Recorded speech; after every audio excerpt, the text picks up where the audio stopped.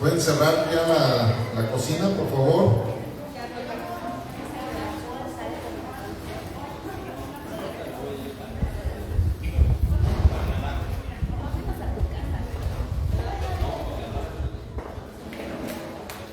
Yannick y Chinita.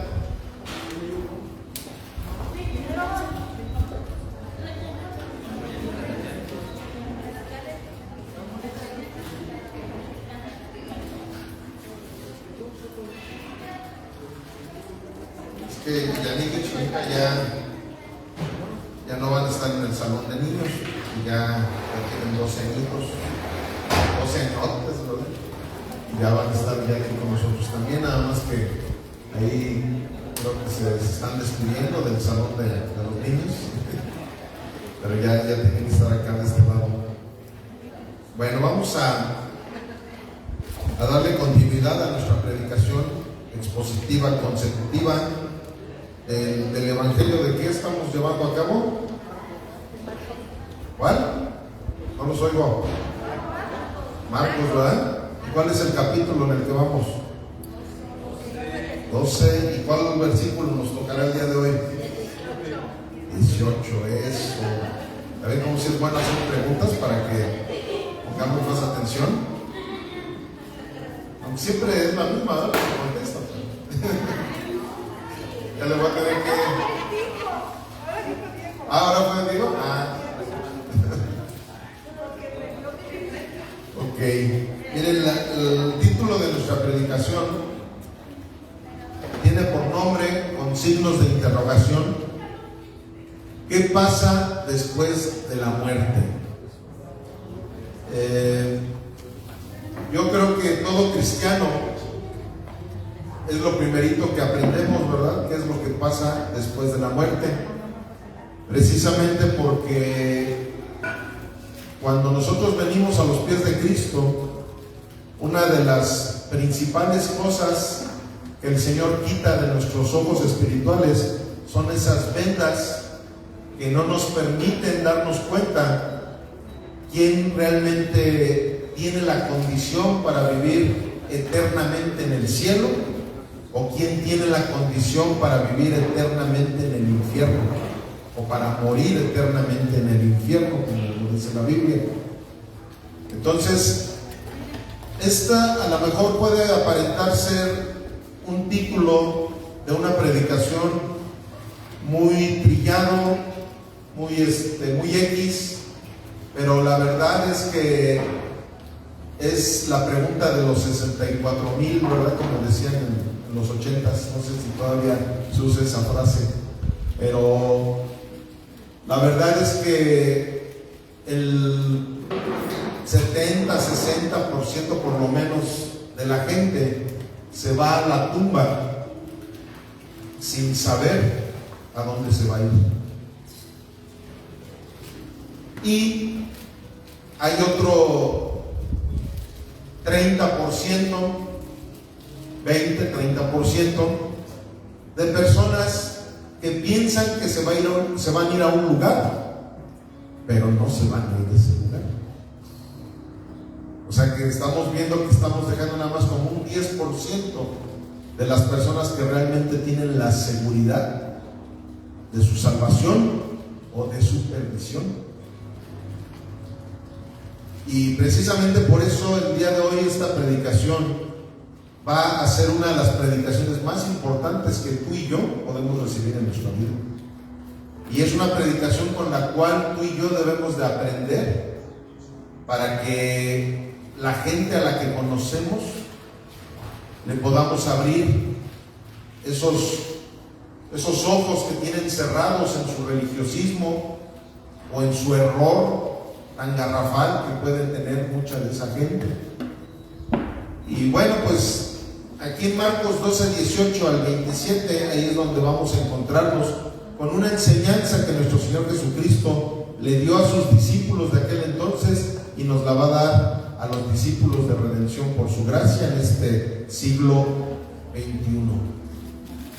Amén. Amén. Dice la palabra del Señor: entonces vinieron a él los saduceos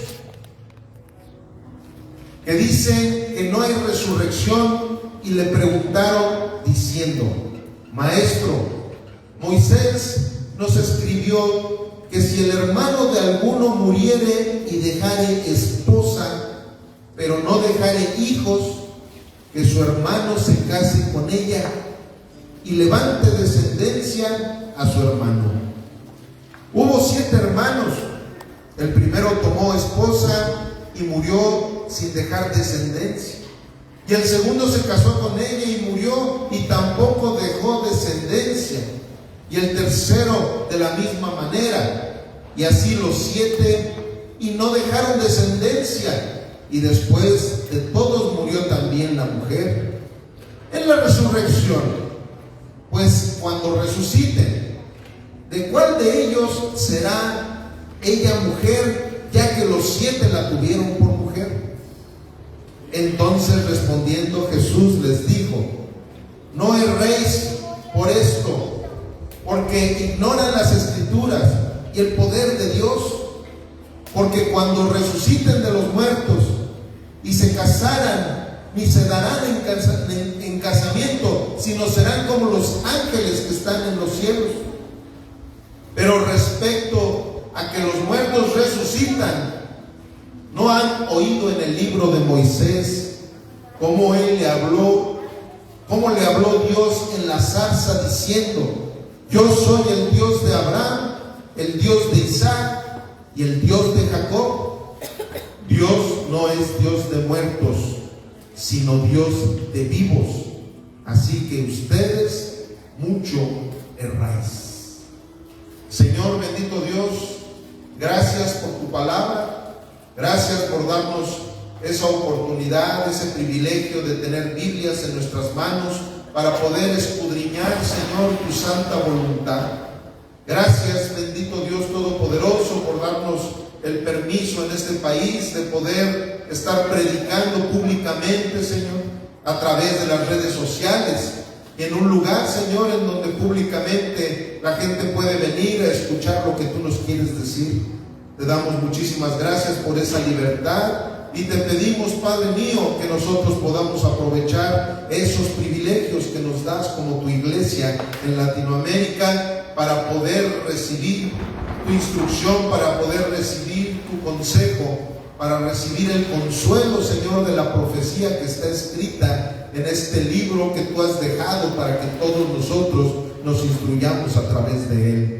Gracias, Señor, por cada una de las personas que están aquí presentes. También te doy muchas gracias por las personas que nos ven a través de las redes sociales. Gracias, Señor, por sus vidas, y gracias, Señor, porque tú estás aquí presente, dándonos tu palabra a través de un servidor. Ayúdanos, Espíritu Santo, te lo rogamos en el nombre precioso de Cristo Jesús. Amén, amén y amén. Amén. Gloria a Dios. Bueno, pues aquí antes que nada vamos a ver quiénes eran los saduceos. Aquí hemos estado viendo cómo ahora sí que todos los religiosos de aquel entonces se empezaron a acercar, ¿verdad?, con nuestro Señor Jesús, o incluso contra nuestro Señor Jesús, ¿verdad?, para estarle aventando ahí buscapiés, para estar tratando de hacer que cayeran en las redes de sus mentiras, en las redes, ¿verdad?, de todas esas cosas maliciosas que ellos traían. Porque ya ven, hace 8 días precisamente vimos cómo nuestro Señor Jesús no les contestó lo que ellos querían que les contestara. Nuestro Señor Jesús, Él dijo: al César lo que es del César y a Dios lo que es de Dios, ¿verdad? Y sin embargo, después nos vamos a dar cuenta a través de estas predicaciones consecutivas, nos vamos a dar cuenta de que ellos con mentiras llegaron a decirle a los romanos que Jesús no quería que la gente pagara sus impuestos al César.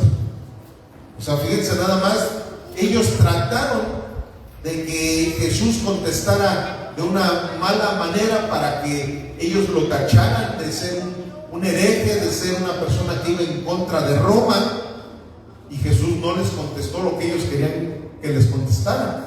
Pues después ellos, mintiendo, dijeron de todas formas que Jesús, según estaba proponiéndole a la gente que no pagaran los impuestos a Roma.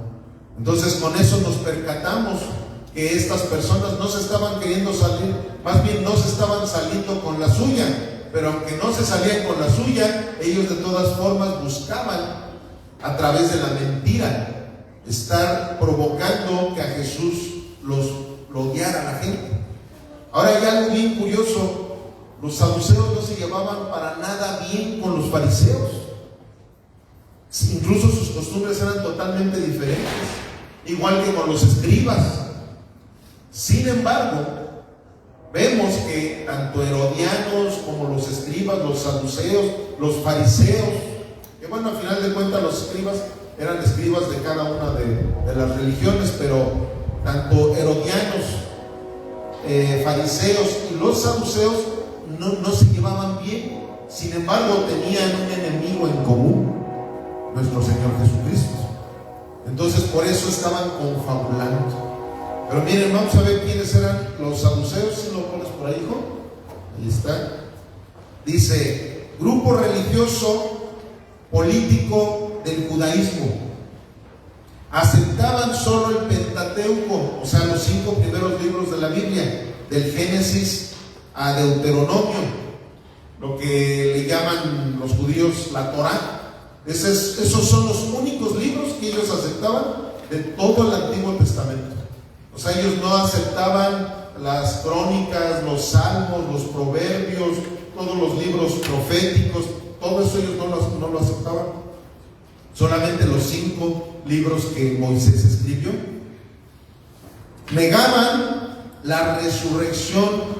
Ahí en Hechos 23:8, ahí aparece cuando se habla, no lo vamos a poner ni lo vamos ahorita, no tenemos tiempo para eso, pero en Hechos 23:8, ahí te lo dejo de tarea para que lo veas en tu casa. Ahí precisamente hablaba Lucas, el historiador Lucas, estaba hablando de lo que estos cuates eran.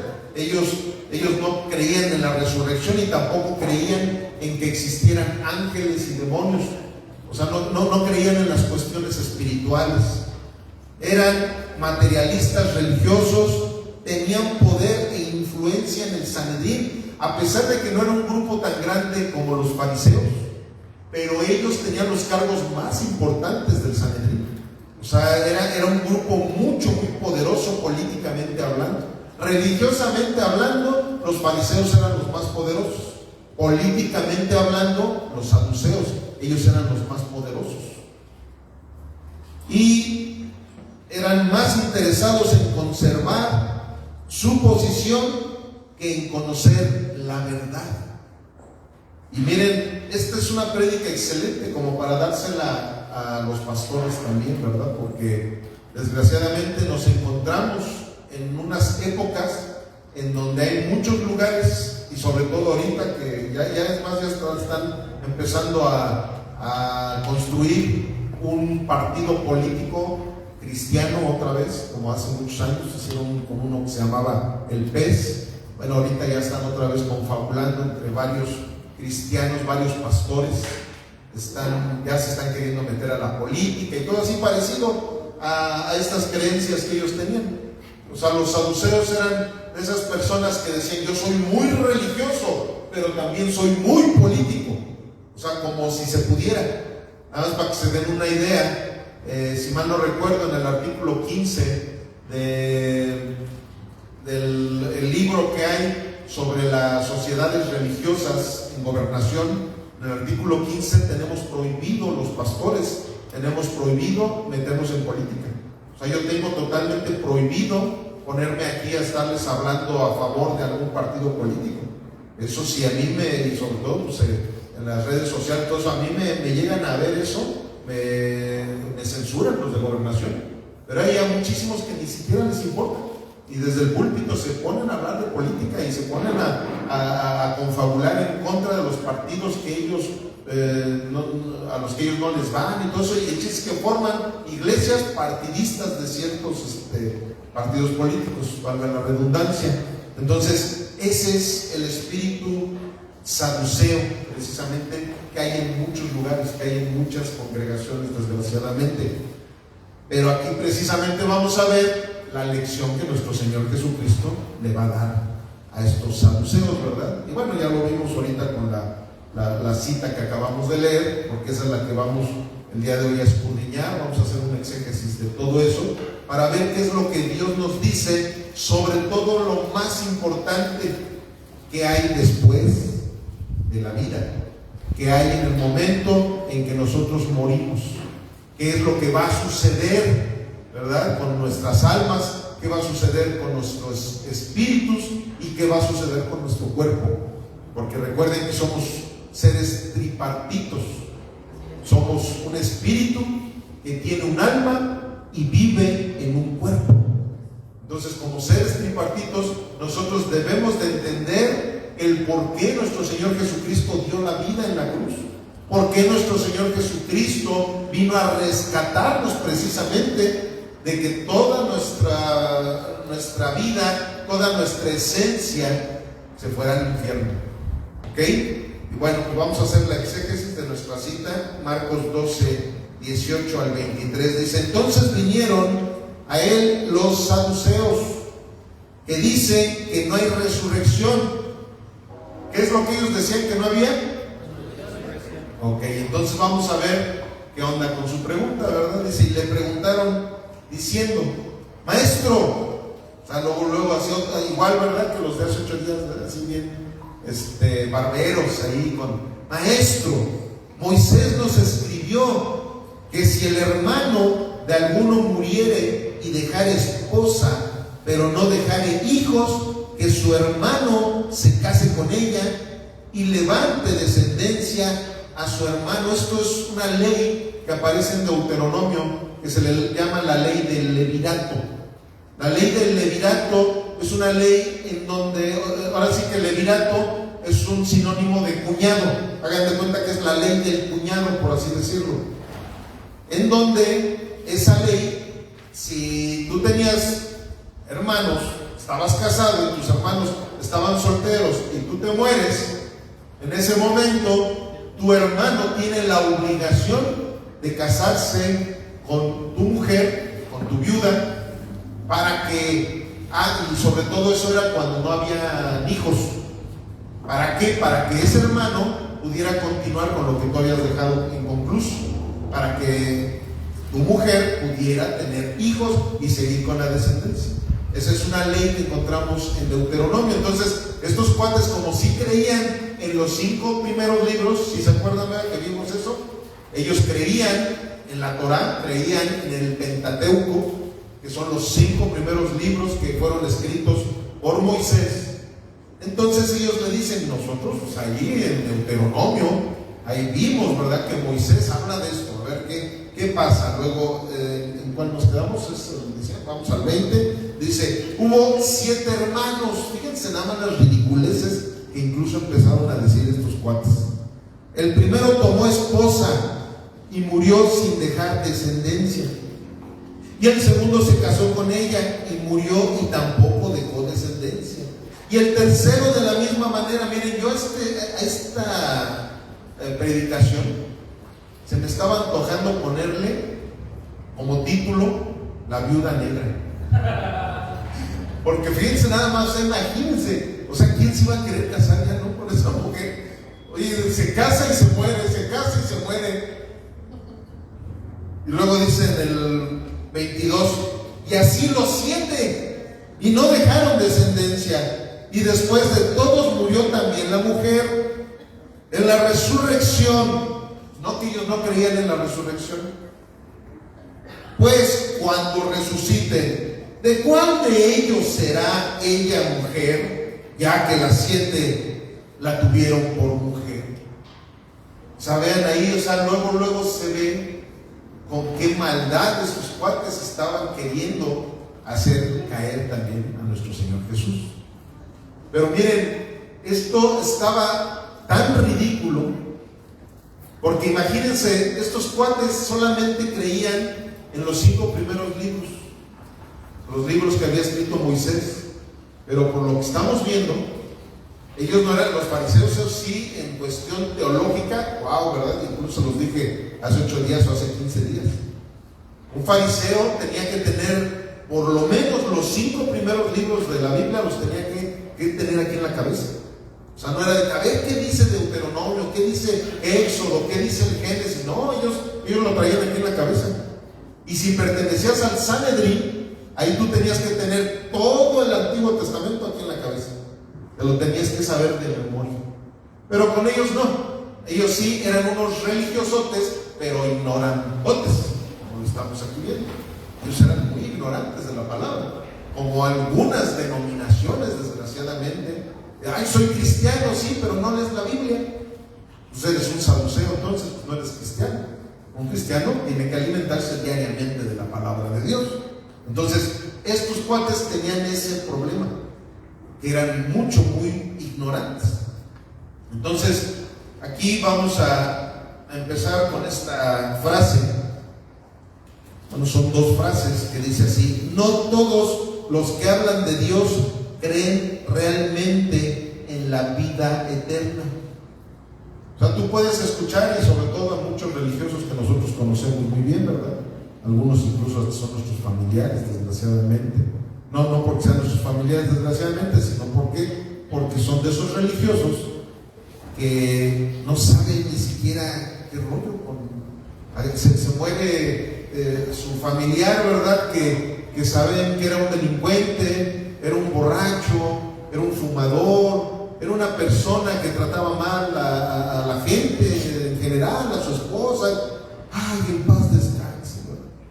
Eso es lo primerito que es, ya está en mejor vida, ya está en un mejor lugar, ya está descansando y bla, bla, bla, ¿verdad?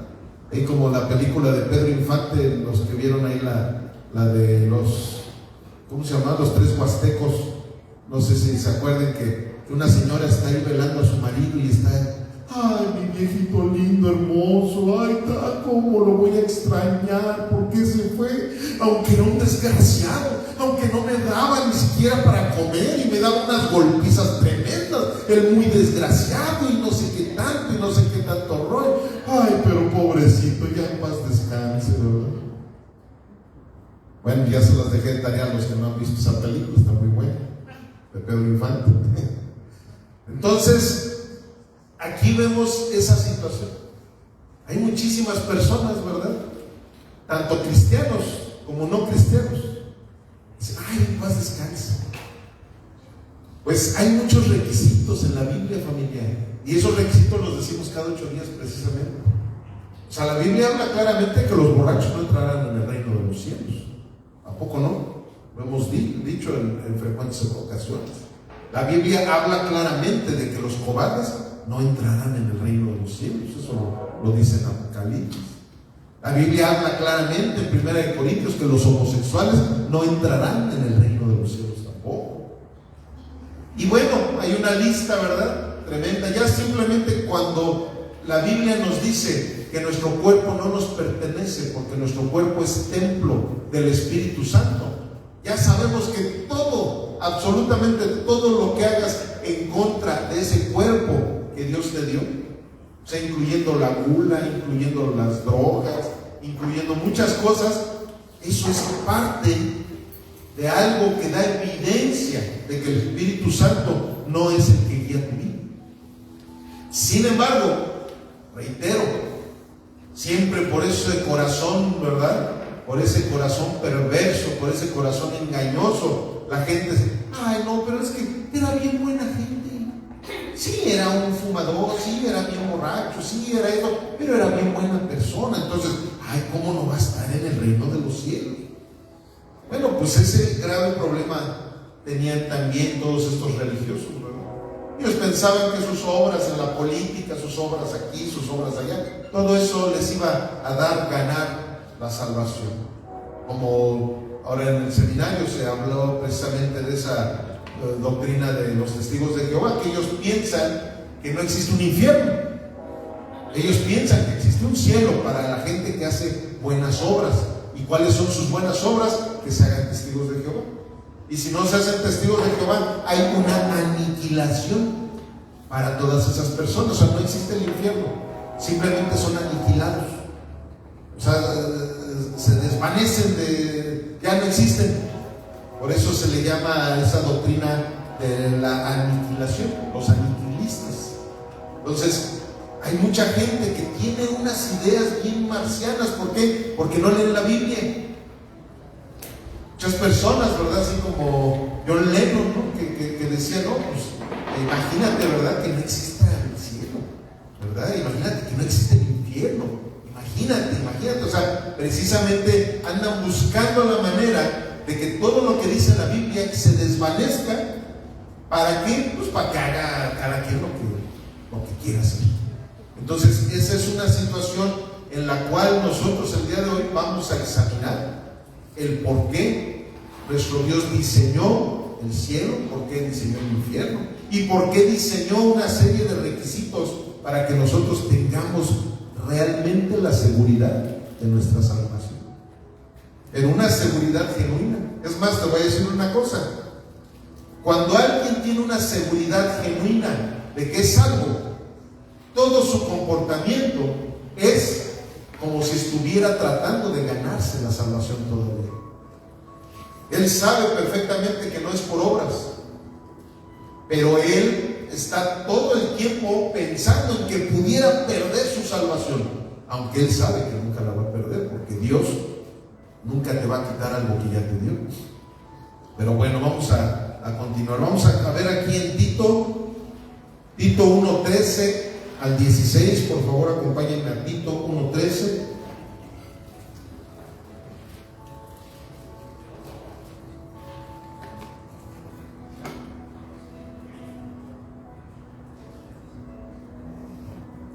Este testimonio es verdadero, por tanto, repréndalos duramente para que sean sanos en la fe, no atendiendo a fábulas judaicas ni a mandamientos de hombres que se apartan de la verdad. Todas las cosas son puras para los puros, mas para los corrompidos e incrédulos nada les es puro, pues hasta su mente y su conciencia están corrompidas. Profesan conocer a Dios, pero con los hechos lo niegan, siendo abominables y rebeldes, reprobados en cuanto a toda buena obra. Y aquí estamos viendo precisamente en esa frase que siempre les digo: la salvación no es por obras, pero resulta en obras. Mira, no cuenta ninguna de tus obras para que tú puedas pasar a ser hijo de Dios. Todo es por la gracia de nuestro Señor Jesucristo. Pero en el momento en que tú y yo ya somos hijos de Dios, ¿qué crees? Que ahí sí empiezan a contar nuestras obras. Ahí sí, nuestras obras, todas esas nos van a dar la oportunidad de tener un lugar específico en el reino de los cielos, nuestro Señor. Hay niveles, ¿verdad? Como luego por ahí dicen, lo dicen así como de vacilada, lo dicen en una frase, pero así es, hay niveles. Si hay niveles en el cielo, hay niveles en la tierra y hay niveles también en el infierno, como ya muchas veces lo hemos comentado. Entonces, aquí estamos viendo claramente que Pablo le dice a Tito, Pablo como apóstol de Tito es un pastor al que le dice a tus ovejas, a todos ellos, enséñales bien, incluso repréndelos si es necesario. ¿Para qué? Para que caminen en una fe correcta. Porque cuando tenemos una fe distorsionada, toda nuestra devoción también se distorsiona. Todas nuestras prácticas, nuestra manera de vivir, el guardarnos en la moralidad, el guardarnos en la espiritualidad. Porque les voy a decir una cosa, familia, hay veces que nosotros nos enfocamos más en las cuestiones morales que en las cuestiones espirituales. Y la espiritualidad va por encima de una buena moralidad. La mayoría de las iglesias legalistas pues son moralistas precisamente. O sea, tú puedes, es que no, mire el comportamiento, cómo se visten, cómo hablan, cómo caminan, la moda, esto, y todo el tiempo están pensando en lo moral, así como los fariseos. Los fariseos eran unos moralistas. Todo el tiempo estaban exaltando la ley moral de Dios, pero también la ley ritual, pero también la ley civil, y sobre la ley, y por eso es que eran unos legalistas. Pero nuestro Señor Jesús no nos vino a enseñar a ser moralistas. Nuestro Señor Jesús nos vino a enseñar la espiritualidad, que es a través de esa mansedumbre que nuestras vidas traen a los pies de Cristo. Y es cuando esa frase que digo comúnmente también, un verdadero cristiano permite que Jesús haga su vida a través de esa persona. Esa es la espiritualidad. No que nosotros nos estemos esforzando, no, es que moralmente tengo que estar alineado, tengo que portarme bien, tengo que dejar de fumar, tengo que dejar de tomar, no, ¿sabes qué es lo que tienes que hacer más bien? Buscar a Jesucristo todos los días de tu vida. Eso es lo que necesitamos hacer, buscar a Jesucristo todos los días de nuestra vida. Y todas las cuestiones morales, todo lo que es referente a la ley moral de Dios se va a ir dando por añadidura. ¿Pero por qué? Porque yo desde que me desperté me puse a buscar el rostro de Jesucristo en mi vida. ¿Cómo? No de una manera espiritualoide. Existe la Biblia, existe la palabra en la cual tú vas a empezar a escudriñarla y te vas a estar encontrando con nuestro Señor Jesucristo. ¿Cuándo? ¿En qué momento? Desde el primer momento de que te estás despertando. No me da tiempo. Pues me levanto media hora antes para que por lo menos tenga media hora de devocionales todos los días en mi casa. Y en esos momentos eso me empieza a dar una espiritualidad que no me va a dejar estar pecando como toda la gente. Pero ¿qué sucede si somos esos moralistas que nada más andamos viendo incluso la paja, ¿verdad?, en el ojo ajeno? Si somos esos moralistas que no, es que esto tiene que ser así, esto tiene que marchar así, y así, y así, y así. ¿Sabes que nunca vamos a poder vivir como Jesucristo nos vino a enseñar cómo se debía vivir? Nunca va a haber esa mansedumbre, nunca va a haber esa humildad en nuestros corazones. ¿Por qué? Porque somos una serie de moralistas. Eso es lo que eran estos cuates. Todos, tanto los saduceos, los fariseos, todos los feos, todos eran una bola de moralistas. Pero Jesús no vino a enseñarnos moralismo. Jesús vino a enseñarnos que Él es espíritu y que si nosotros queremos adorarlo, lo tenemos que adorar en espíritu y en verdad. Pero si nosotros no nos encontramos con nuestro Señor Jesucristo desde la primera hora de la mañana, nosotros no somos espirituales. Si nosotros nada más estamos esperando, pues hasta que venga el miércoles, ¿verdad?, que es del seminario y voy a orar con mis hermanos, hasta el domingo, ¿verdad?, ahí en el culto, o hasta que me reúna con las muchachas, no, tiene que ser todos los días de nuestra vida. Así como diario nos alimentamos, ¿verdad?, diario desayunamos, diario comemos, diario cenamos, pues lo mismo tenemos que hacer con la presencia de nuestro Señor. Entrar en una intimidad diariamente con Él. Eso nos convierte en seres espirituales. Y un ser espiritual está por encima de un ser moralista, de un ser moral. ¿Por qué? Porque cuando nosotros nos convertimos en seres espirituales, pues ya la moralidad va a estar alineada con la moralidad de Jesucristo. Todas esas cosas que dice la Biblia que no nos dejan entrar en el reino de los cielos van a desaparecer. No vamos a necesitar estar forzando, es que tengo. No, lo único que sí tienes que hacer es buscar a Jesucristo todos los días de tu vida. Eso es lo que nos tenemos que siempre poner, ese objetivo. Siempre tener ese objetivo. No estar pensando en el pecado y en el pecado y en el pecado. No, debemos de estar pensando en Jesucristo y eso nos va a alejar de ese pecado con el cual tú y yo no podemos. Amén. Vamos a continuar. Marcos 12:24 dice: entonces respondiendo Jesús les dijo: no erráis por esto, porque ignoran las Escrituras y el poder de Dios. Eso es lo que tiene un moralista. Ni siquiera sabe realmente lo que dice la Biblia. Y una persona espiritual, ¿por qué es espiritual? Porque sabe lo que dice la Biblia. Entonces todo el tiempo estás pensando como piensa el Espíritu Santo. Todo el tiempo estás pensando como piensa Jesucristo. ¿Por qué? Porque conoces la verdad. Y la verdad te ha dado esa libertad para que tú no tengas que estarte obligando a dejar el pecado.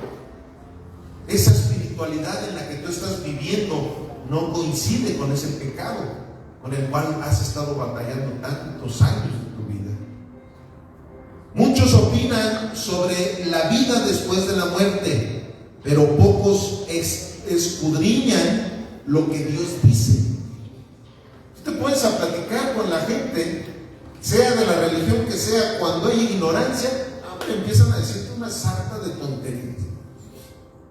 No puedes platicar con una persona que le dice, no, es que mire, la verdad, yo tengo unas amigas que quedamos, hicimos un trato, que cuando ya estuviéramos agonizando, ya ven que dice que cuando ya estás agonizando empiezas a ver una luz blanca y vaya, ya quedamos, hicimos un pacto de que tenemos que regresar para platicarnos qué es lo que se ve allá en el cielo. Y le digo, canijo, o sea, ya saben que sí se van a ir al cielo ustedes y sus amigas. Pues claro, ¿no? Pues todos nos vamos al cielo. Y así mucha gente piensa eso. Mucha gente tiene unas ideas. ¿Por qué? Pues porque no leen la Biblia. Nunca se han dado cuenta de lo que dice la Sagrada Escritura acerca de que hay criaturas y hay hijos de Dios.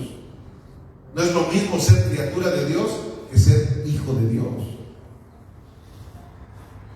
Miren lo que dice en Oseas 4:6. Esta cita ya la conocemos mucho, pero siempre la ocupo cuando se trata de este tema. Dice: mi pueblo fue destruido porque le faltó conocimiento. Por cuanto desechaste el conocimiento, porque les voy a decir una cosa, la gente le falta conocimiento no porque, es que no tuvieron el privilegio de tener el conocimiento. A la gente en la actualidad, en este siglo XXI, si no tiene conocimiento es porque desechan el conocimiento. Miren, yo no ha habido uno de mis familiares a los cuales yo no les haya regalado una Biblia. A todos mis familiares les he regalado una Biblia, o un Nuevo Testamento por lo menos, que es parte de la Biblia, ¿verdad? ¿Y qué sucede? Que la mayoría de mis familiares, y qué bueno que muchos de ellos me ven por internet, la mayoría de ellos, ¿qué creen? Que han desechado la Biblia. Han desechado el conocimiento de la palabra de Dios. Y esto mismo estaba haciendo el pueblo de Israel en esas épocas de Oseas. ¿Sí sabían que Oseas es el profeta fresa, verdad? Del Antiguo Testamento. No sabían. Pues que dice Oseas, ¿no? Ese es un chiste ochentero, porque así eran los fresas de los 80. Decían Oseas, ¿no? Bueno, aquí en el 7 dice conforme. Sigo en el 6. Dice: desechaste el conocimiento, yo te echaré del sacerdocio, y porque olvidaste la ley de tu Dios, también yo me olvidaré de tus hijos. ¿Era el profeta quien estaba hablando o quién era quien estaba hablando al pueblo de Israel en esos momentos? ¿Quién hablaba? Dios, ¿verdad? Por medio del profeta, de ese profeta fresa. Luego el 7 dice: conforme a su grandeza, así pecaron contra mí, también yo cambiaré su honra en afrenta. Tenemos un Dios que es amor, ¿verdad? Pero como lo hemos visto continuamente, también un Dios que es fuego consumidor. Y aquí, si algo a Dios no le gusta, es que desechemos el conocimiento de la palabra de Dios, familia. Eso es lo que el día de hoy nos tenemos que dejar bien grabadito en nuestra cabeza. Eso es lo que a Dios no le agrada, pero para nada. El que teniendo todo el privilegio, como lo dije en la oración inicial, es un privilegio tremendo el que nosotros tenemos en México, de que aquí no esté prohibido que tengamos Biblias. Creo que todos los que están aquí saben que hay muchos países en donde el tener una Biblia es un delito. De hecho, hay traficantes de Biblias, ¿verdad? En gran parte de China. No permiten que alguien pueda predicar públicamente como lo estamos haciendo aquí. La gente no puede tener en sus casas Biblias. A los traficantes de Biblias les dan la misma pena que a los traficantes de drogas. Y nosotros tenemos el privilegio tan hermoso de tener las versiones de la Biblia que queramos. Ahora, otro privilegio del siglo XXI. Miren, hace algunos años, precisamente la otra vez yo platicaba con un pastor que ya va para los 70 años, es un teólogo, y le dije: pastor, te respeto tremendamente, porque pues, eres un teólogo, brother, o sea, tienes un conocimiento de la palabra. Me dice: Bernardo, dice, pues tú también. Pues sí, le digo, pero la diferencia es que ahora yo tengo tecnología en donde gratis puedo estar sacando concordancias, gratis puedo estar sacando ediciones de todas las Biblias, todas las ediciones de la Biblia que existan. Yo ya gratis con la tecnología las puedo sacar. Yo ya gratis ya puedo estar metiéndome a seminarios en el YouTube. Yo ya gratis puedo estar haciendo un chorrísimo de cosas para poder ser teólogo. Pero antes no. Antes un teólogo tenía por principio de cuentas que ser rico, porque cada libro que comprara, que necesito comprar la Biblia de estudio fulanita, pues una Biblia de estudio no bajaba de 5,000 pesos hasta la fecha. Esa Biblia de estudio que luego ven que trae mi esposa y algunas personas aquí, que gracias a Dios que nos las regalaron, esas Biblias valen como 3,500 pesos cada Biblia, porque son Biblias de estudio. Que necesito comentarios de los teólogos fulanitos, sultanitos, sí, 4,000 pesos. No, que la enciclopedia para la hermenéutica, pues la enciclopedia completita te vale 55,000 pesos. Que la enciclopedia para la historia de la iglesia cristiana, para que des un seminario en tu congregación, esa te va a valer 70,000 pesos. Y en serio, así era la cosa. O sea, la gente que empezaba a querer estudiar para enseñar, para eso, no, hombre, se gastaban una fortuna para poder adquirir todo el conocimiento bíblico. Bueno, ahora tenemos incluso esa virtud, esa bendición, esa garantía de poder ahí desde el celular. En el celular, que el libro fulanito costaba bien caro, pues ahora ya en el PDF, ¿verdad? Ya puedo tener ese libro en PDF también. O sea, ya no tenemos pretexto, familia, para no tener el conocimiento de la palabra de Dios. Ya no tenemos ningún pretexto. Y estamos viendo claramente que la Biblia habla muy feo en contra de la gente que desecha el conocimiento de Dios.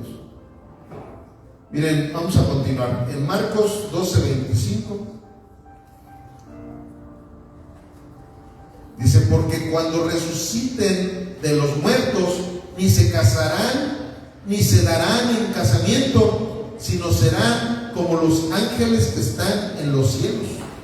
Pero respecto a que los muertos resucitan, ¿no habéis leído en el libro de Moisés cómo le habló Dios en la zarza, diciendo: yo soy el Dios de Abraham, el Dios de Israel y el Dios de Jacob? Dios no es Dios de muertos, sino Dios de vivos. Así que ustedes mucho erráis. Fíjense, aquí, para este tema de la resurrección, hay muchísimas citas en todo el Antiguo Testamento, así como en el Nuevo, pero en aquel entonces todavía no existía el Nuevo Testamento. Pero Jesús pudo haberles dado citas simplemente en el Salmo. Hay como 5 salmos donde hablan de la resurrección. Hay mucha información sobre la resurrección. Pero ¿por qué Jesús en estos momentos habló de, cuando dice, yo soy el Dios de Abraham, el Dios de Isaac y el Dios de Jacob? ¿En qué libro de la Biblia aparece esa cita? En Génesis. ¿Y por qué tuvo que usar un libro del Pentateuco? Porque estaba hablando con personas que solamente creían en el Pentateuco. O sea, con un mismo libro que ellos se supone que lo conocían perfectamente, les dijo, vean lo ignorantes que ustedes son. ¿Cómo puede ser que sean tan ignorantes? Miren, no dijo esto Dios, no se lo dijo claramente precisamente a uno de sus héroes de la fe que ustedes tienen. La mayor tragedia no es morir. La mayor tragedia es morir sin conocer la verdad por tu orgullo religioso. Ese era el grave problema que tenían todos estos religiosos. O sea, no solamente los saduceos, sino todos los que hemos estado viendo. Todos esos son religiosos. Y precisamente si todas estas citas yo las enfrascara en una serie, yo creo que a la serie le llamaríamos luchar en contra de la religiosidad o qué sé yo, ¿verdad? Porque todo lo que hemos estado viendo, o sea, aquí Jesús, ¿con quién estaba batallando? ¿Con quién estaba peleando? ¿A quién estaba adoctrinando? Precisamente a los religiosos. Y creo que Dios nos está hablando mucho sobre ese tema, familia. Tenemos que entender. Por eso este ministerio se llama Redención por su gracia. Porque nosotros no tenemos que vivir bajo la ley, tenemos que vivir bajo la gracia. Y cuando nosotros vivimos bajo la gracia, nos olvidamos de estar cuestionando a Dios como lo hacen todos los religiosos. Porque ese es el grave problema que tiene la naturaleza caída del ser humano. Nos encanta estar cuestionando, y sobre todo a nuestras autoridades, ¿verdad? Como lo vimos la semana pasada. La semana pasada vimos claramente que esa es una naturaleza pecaminosa del ser humano, el no querer sujetarte a las autoridades. Y cuando nosotros no nos queremos sujetar a nuestras autoridades, ya vimos las maldiciones que estamos acarreando. Y no solamente a nosotros, sino a nuestra familia. No solamente a nosotros, sino a la nación entera en donde nosotros vivimos. Por no querer entender lo que Dios nos aconseja. ¿Y qué sucede? Como aquí lo estamos viendo, Dios no soporta a esas personas que desechan el conocimiento de la palabra de Dios. ¿Amén o no amén? Ok, ya estamos terminando, ya terminamos la cita de Marcos, que estamos escudriñando el día de hoy, pero pues vamos a encauzarnos aquí ya a la conclusión prácticamente de nuestra enseñanza del día de hoy, porque más que sermón, estas son enseñanzas, ¿verdad? Como lo hemos dicho en varias ocasiones. Miren, aquí en Romanos 10:1, si quieren irse poniendo de pie, por favor, para que sus piernitas ya empiecen a circular mejor. Romanos 10:1-4 dice: hermanos, ciertamente el anhelo de mi corazón y mi oración a Dios por Israel es para, ¿qué dice ahí? Es para salvación. O sea, nosotros tenemos que entender, aquí Pablo le está hablando a sus discípulos en Roma. Así de la misma manera como yo les hablo siempre a ustedes y hacemos viva esa palabra para nuestra congregación. O sea, hagan de cuenta que les estoy diciendo a todos ustedes, todos los que están aquí, todos los que nos ven por internet: hermanos, ciertamente el anhelo de mi corazón. O sea, cuando yo hago todos estos bosquejos para predicarles,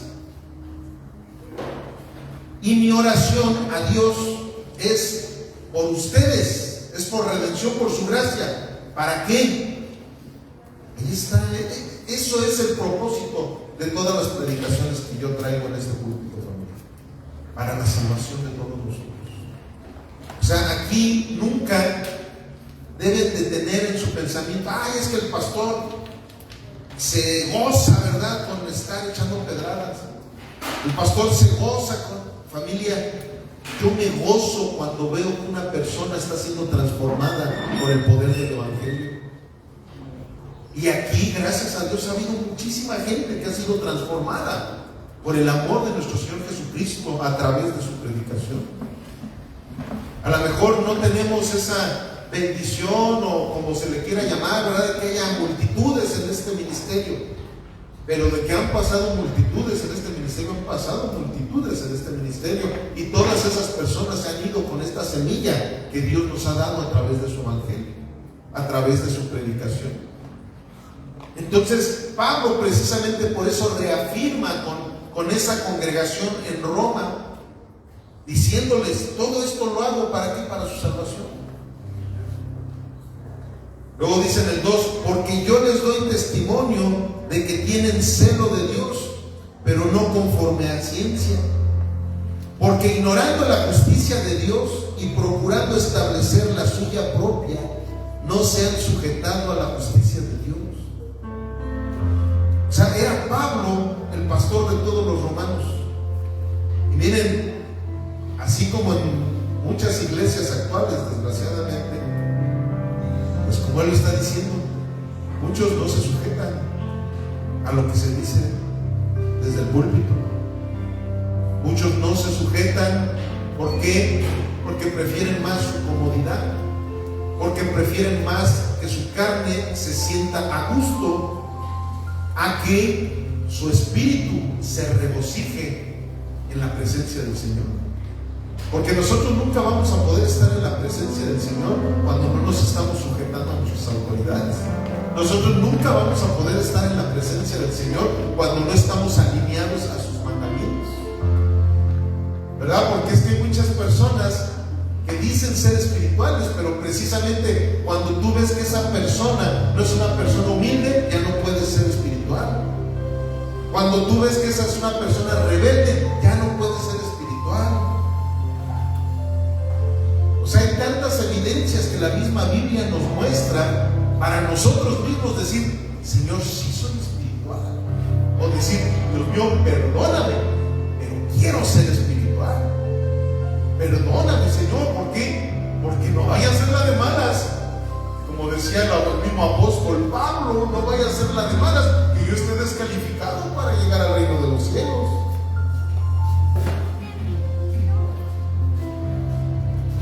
Luego dice en el 4 dice, porque el fin de la ley es Cristo, para justicia a todo aquel que cree. Miren, esta línea tiene una profundidad tremendísima. Precisamente esta línea habla de todo lo que les he estado hablando en estos momentos. La diferencia entre ser moralista y ser espiritual. Dice, porque el fin de la ley, ¿quién es? ¿Quién? El fin de la ley, Cristo, ¿verdad? O sea, el fin de que tú ya no seas moralista es Cristo, para justicia a todo aquel que cree. O sea, la justicia ya no está a través de una ley moral. La justicia está a través de la gracia de Jesucristo en nuestras vidas. Yo ya no tengo que estar piense en dejar de pecar. Yo tengo que estar piense en la palabra de Dios. Yo tengo que estar buscando la manera de que Jesucristo haga su vida a través de la mía, para que fluya en gracia todo el amor de Dios a través de mi vida. Eso es cuando tú ya le pones un hasta aquí a esa ley que te está matando y le das apertura a que Jesucristo sea el único que gobierne tu corazón, el único que gobierne tus acciones en toda tu vida. no solo ganó un debate, familia. Aquí vimos muchos debates que él tuvo, ¿verdad? Así como llega a haber debates teológicos en el mundo entero. Pero él no solamente ganó un debate, él afirmó la verdad eterna. Miren, hay tres cosas que aquí acabamos de ver con esta predicación. Uno, la resurrección es real. Dos, la vida después de la muerte es real. Y tres, el juicio es real. ¿Sí están atentos, chavos? Háganos de la esquinita. Porque cuando nosotros vemos lo que estaba sucediendo con este grupo de saduceos, es que ellos se estaban incluso queriendo mofar de la resurrección. Ellos no creían en la resurrección, pero vinieron a contar una historia bien marihuana. Porque ¿quién va a creer eso de que los 7 hermanos se murieron, la misma mujer y bla? Hombre, ellos llegaron ahí con sus rollos con tal de quererse burlar de Jesús. ¿Y sabes qué? Que muchas veces nosotros también nos burlamos de Jesús con nuestras acciones. ¿Por qué? Porque decimos, ay, no, esto sí me gustó, esto sí me lo traigo aquí a mi corazón. Pero esto no le gustó a mi corazón. Pues no, porque tu corazón, ¿qué dice la Biblia? Que es engañoso. Por eso no le gustó. Pero por eso tenemos un entendimiento. Por eso está el Espíritu Santo, para pedirle al Espíritu Santo que Él nos haga entender todo lo que a nuestro cuerpo no le gusta y someternos a lo que el Espíritu diga, no a lo que mi cuerpo diga.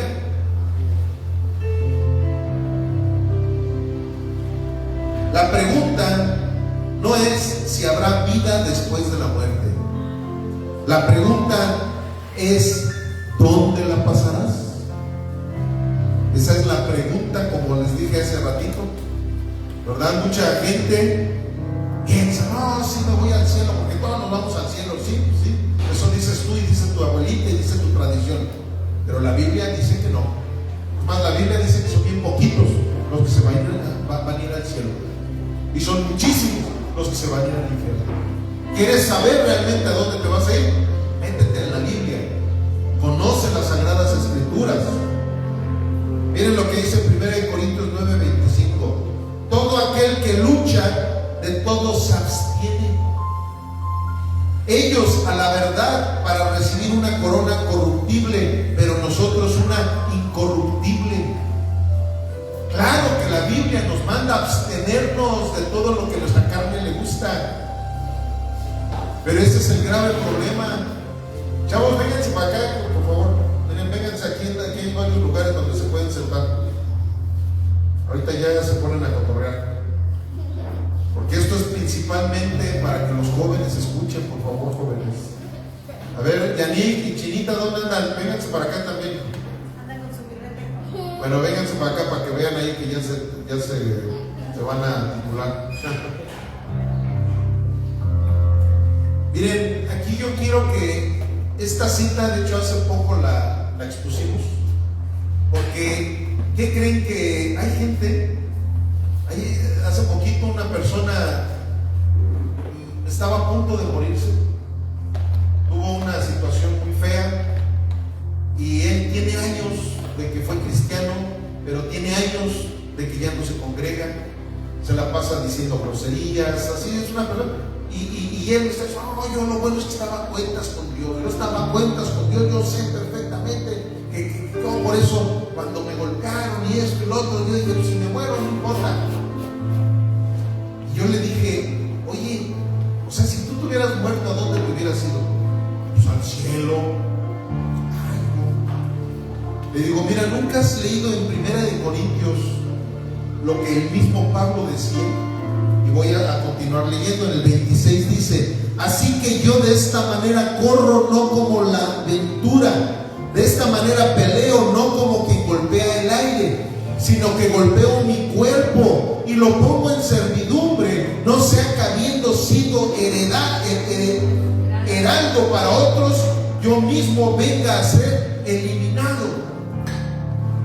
Ya lo habíamos escudriñado hace poquito esta cita. O sea, el mismo Pablo, Como él mismo lo está diciendo, él fue heraldo. ¿Qué es heraldo? El que anuncia el evangelio, el que anuncia las buenas noticias, el que predica la palabra de Dios. Es algo que yo me digo todos los días también. Digo, no sé, yo cada domingo les estoy predicando sobre la santidad, les estoy predicando en contra del pecado, les estoy predicando la Biblia, no les estoy predicando otra cosa. No vaya a ser que yo mismo también vaya a ser desechado. ¿Cómo puede ser posible que yo me confíe con algo que es eterno? O sea, es como si yo me confiara a subirme a mi carro y decir, pues no creo que haya problema que me eche una siestecita manejando de aquí a Querétaro, ¿no? Imagínate que tengas ese exceso de confianza en tu manera de conducir, pensando que dormido también puedes conducir. No vaya a ser la de malas. Mejor, ¿qué es lo que voy a hacer? Aunque tengo muchísimos años yo manejando de aquí a esa ciudad de Querétaro, yo cada que voy estoy al pendiente de si pasa un carro por aquí, si pasa un carro por allá. Siempre voy a estar al pendiente de no quedarme dormido con algo tan superficial. Imagínense, estamos hablando de la vida eterna o de la muerte eterna. ¿A dónde es a donde me quiero ir? ¿Me quiero ir al cielo o me quiero ir al infierno?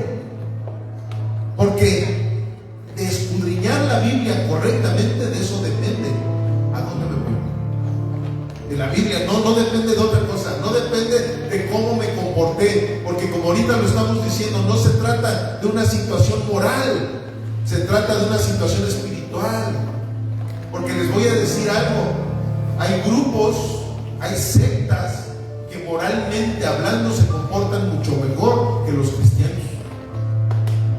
Simplemente un budista.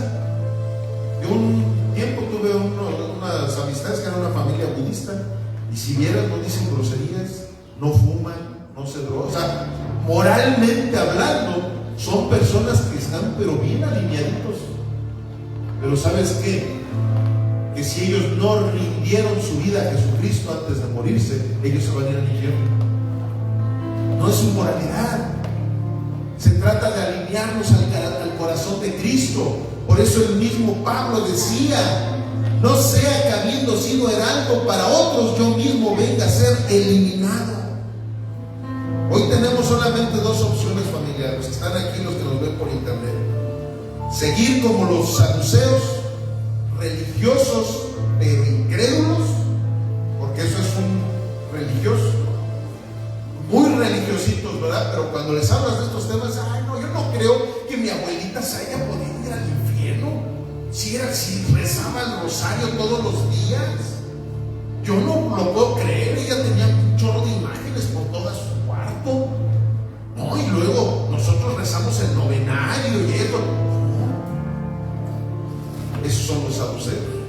Número 2, creer en Cristo, la resurrección y la vida a través de tu sacrificio por obediencia.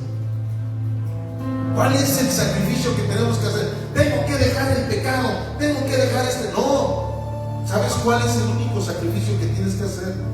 Entregar tu vida completamente a Jesús. Y Él va a ir dictaminando qué es lo que realmente vas a desechar y qué es lo que no tienes que desechar. Porque hay veces que hay gente que piensa que es pecado algo que ni es pecado delante de los ojos de Dios.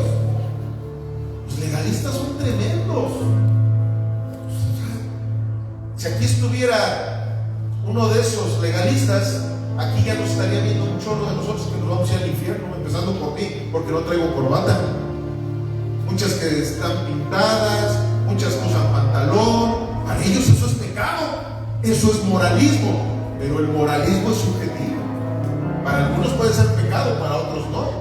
Pero cuando tú eres una persona que se alinea a la palabra de Dios, el pecado va a ser el pecado, porque Dios te está diciendo que es pecado, no porque el legalista fulanito te lo dijo. La última frase del día de hoy: la tumba no es el final de tu historia, es la puerta a tu eternidad. Vida eterna o muerte eterna. Hebreos 9, 27 y 28 dice: y de de la misma manera que está establecido para los hombres que mueran una sola vez y después de esto el juicio. Así también Cristo fue ofrecido una sola vez para llevar los pecados de muchos y aparecerá por segunda vez sin relación con el pecado para salvar a los que le esperan. Esta iglesia le espera nuevamente a Jesucristo, ¿verdad? Nosotros sabemos que así como Él prometió que iba a venir y cumplió, Él ha vuelto a prometer que por segunda vez regresará por todos nosotros. Él regresará por su iglesia. Y si Redención por su gracia es una iglesia que ha entendido todo lo que el Señor nos ha estado hablando todos estos días, nosotros podemos tener la seguridad de nuestra salvación familiar. Hoy el Señor nos ha hablado bien clarito, nos ha hablado con manzanitas. Debemos de entender que una de las mejores maneras para demostrar que eres espiritual es meterte con Dios diariamente y evangelizar a toda la gente que te rodea. Amén. Señor bendito Dios, te damos gracias por tu palabra, te damos gracias porque el día de hoy has traído, Señor, sobre nuestras vidas edificación, Señor. Has traído sobre nuestras vidas consuelo. Has traído, Señor, sobre nuestras vidas esa exhortación que nosotros necesitamos tener de parte de tu Espíritu Santo para que podamos caminar conforme a tu obra, Señor. Que podamos caminar, Señor, conforme a tu gracia. Que podamos caminar, Señor, siempre resguardados bajo la sombra de tus alas. Bendito Dios Todopoderoso, te pido que des una bendición pastoral sobre esta familia Redención por su gracia, en el nombre del Padre, del Hijo y del Espíritu Santo, en el poderoso nombre de Cristo Jesús. Amén, amén y amén.